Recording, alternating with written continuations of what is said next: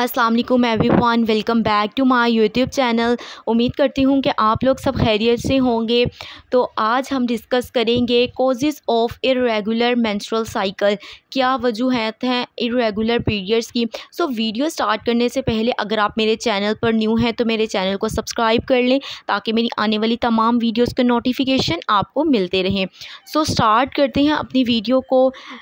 Menstrual cycle disturb होने की सबसे पहली रीज़न जो है वो है हार्मोनल इम्बैलेंस।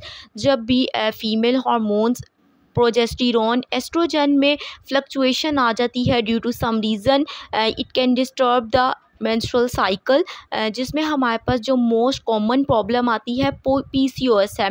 पीसीओएस एक ऐसा मसला है, रिसर्च के अकॉर्डिंग देखा जाए तो 10 में से एक ख़ातून को ज़रूर होता है, जिसे हम पॉलीसिस्टिक ओवेरियन सिंड्रोम कहते हैं, जिसमें इर्रेगुलर पीरियड्स के साथ साथ फीमेल का वेट गेन होना स्टार्ट हो जाता है। ख़वातीन के चेहरे पर गैर ज़रूरी बाल आ जाते हैं।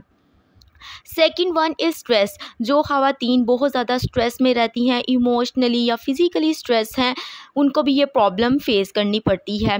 Third one is weight changes. जब हम एक अनप्रोफेशनल वे से वेट गेन या वेट लॉस करने की कोशिश करती हैं, अपने न्यूट्रिशनिस्ट से प्रॉपर कंसल्ट नहीं करते, डाइट प्लान नहीं बनवाते, खुद से ही स्टार्ट कर देते हैं डाइटिंग करना, तो उस केस में क्या होता है कि बहुत से ऐसे विटामिन्स की कमी हो जाती है जिसकी वजह से इरेगुलर पीरियड्स हो जाते हैं और इसके अलावा न्यूट्रिशनल डिफिशेंसीज आ जाती हैं। Fourth one is medications. कुछ ऐसी मेडिकेशंस हैं जो ख़वातीन बर्थ कंट्रोलिंग पिल्स का इस्तेमाल करती हैं, एंटीसाइकोटिक ड्रग्स का इस्तेमाल कर रही हैं, उसके साइड इफ़ेक्ट के रिज़ल्ट में भी ये प्रॉब्लम फेस करनी पड़ती है। और इसके अलावा हमारे पास कुछ ऐसी मेडिकल कंडीशंस आ जाती हैं जो कि फ़ीमेल के रिप्रोडक्टिव सिस्टम से रिलेट करती हैं, like endometriosis, uterine फिब्रॉइड्स।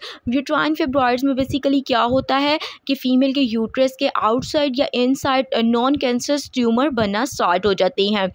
Apart from this हमारे पास एक कंडीशन आती है प्री मेनोपॉज।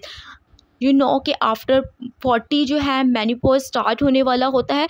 उससे पहले एक फेस आता है जिसे हम प्री मेनोपॉज कहते हैं, जिसमें मेंस्ट्रुअल साइकिल में रेगुलरिटी नहीं रहती है। इसके अलावा कॉन्ट्रासेप्टिव चॉइसेस, जो लोग इंट्रायूट्राइन डिवाइसेस का या फिर हार्मोनल इम्प्लांट्स करवाती हैं, उनको भी ये प्रॉब्लम फेस करनी पड़ती है।